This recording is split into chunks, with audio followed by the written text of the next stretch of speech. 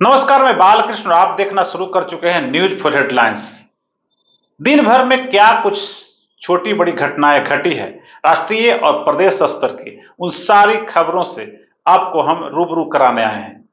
तो आइए चलिए शुरुआत करते हैं कि आखिर देश दुनिया में क्या कुछ बड़ी खबर है जो आपको जानना जरूरी है। संजय झा बन गए हैं जनता दल यूनाइटेड के कार्यकारी अध्यक्ष। पार्टी के राष्ट्रीय अध्यक्ष नीतीश कुमार ने इसकी घोषणा दिल्ली में कर दी है। राष्ट्रीय कार्यकारिणी की बैठक में राज्यसभा सांसद संजय झा को जदयू के कार्यकारी अध्यक्ष बनाने की घोषणा की गई। पार्टी के राष्ट्रीय कार्यकारिणी की बैठक में उन्हें नई और बड़ी जिम्मेवारी दी गई है। दिल्ली के कॉन्स्टिट्यूशन क्लब में शनिवार को नीतीश कुमार की अध्यक्षता में पार्टी के राष्ट्रीय कार्यकारिणी की बैठक हुई, जिसमें नीतीश कुमार के अलावा केसी त्यागी, ललन सिंह, विजय चौधरी, देवेश चंद्र ठाकुर सहित पार्टी के कई वरिष्ठ और महत्वपूर्ण नेता शामिल हुए। जेडीयू कार्यकारिणी की बैठक में नीतीश कुमार ने बिहार के लिए विशेष राज्य की मांग कर दी। उन्होंने कहा कि राज्य के आर्थिक विकास के लिए यह जरूरी है। जेडीयू कार्यकारिणी की बैठक में केंद्र के सामने बड़ी मांग नीतीश कुमार ने रखी है। नीतीश कुमार की अगुवाई में हुई बैठक में बिहार को विशेष राज्य का दर्जा देने की मांग मजबूती से उठाई गई। जेडीयू कार्यकारिणी की बैठक में पास किए गए प्रस्ताव में बिहार राज्य के आरक्षण को बचाने की भी बात कही गई है। हाल ही में राज्य में आरक्षण की सीमा को बढ़ाकर 65% किया गया था। इधर अपना दल सोनेलाल की अध्यक्ष केंद्रीय राज्य मंत्री अनुप्रिया पटेल ने मुख्यमंत्री योगी आदित्यनाथ को पत्र लिखकर आरक्षित पदों को अनारक्षित घोषित किए जाने की व्यवस्था पर रोक लगाने की कार्रवाई की जाने का अनुरोध किया है।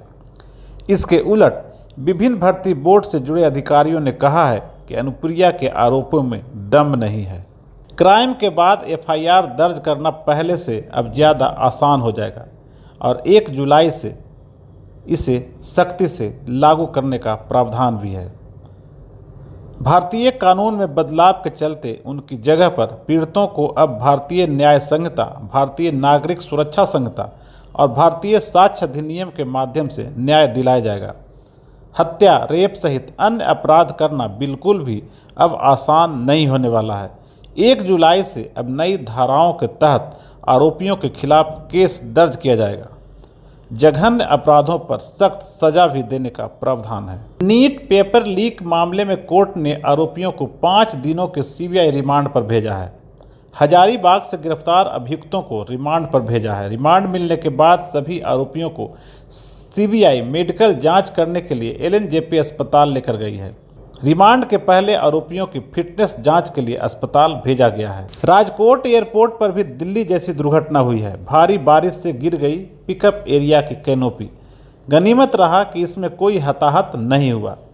पीएम मोदी ने जुलाई 2023 में राजकोट एयरपोर्ट के नए टर्मिनल भवन का लोकार्पण किया था और इस एयरपोर्ट का 14 करोड़ से ज़्यादा की लागत से विस्तार किया गया था। राष्ट्रवादी कांग्रेस पार्टी के राष्ट्रीय अध्यक्ष शरद पवार ने कांग्रेस नेता राहुल गांधी की तारीफ की है। उन्होंने कहा कि लोकसभा चुनाव के नतीजे के बाद अब कोई भी राहुल गांधी को पप्पू नहीं बुलाएगा। उन्होंने राहुल गांधी को युवा पीढ़ी का प्रतिनिधि भी बताया। शराब घोटाले में अरविंद केजरीवाल की अदालत में आज पेशी हुई है। दिल्ली सीएम को लेकर राज एवेन्यू कोर्ट में सीबीआई पहुंची और उन्हें कोर्ट के सामने पेश किया गया। दिल्ली में हो रही जदयू राष्ट्रीय कार्यकारिणी की बैठक में आगामी बिहार विधानसभा चुनाव और झारखंड विधानसभा चुनाव पर भी चर्चा की जाएगी और कई नेताओं को महत्वपूर्ण जिम्मेवारी भी देने की उम्मीद है। तो इसी तरह की तमाम खबरों से जुड़े रहने के लिए आप मेरे चैनल को सब्सक्राइब करना नहीं भूलिए और बेल आइकन जरूर दबाइए। मेरे वेबसाइट www.newsforheadlines.com पे भी जाकर आप खबरों से रूबरू हो सकते हैं। इसके अलावा मेरे Facebook page news for headlines पे भी जाकर खबरों को विस्तृत रूप से जान सकते हैं। नमस्कार।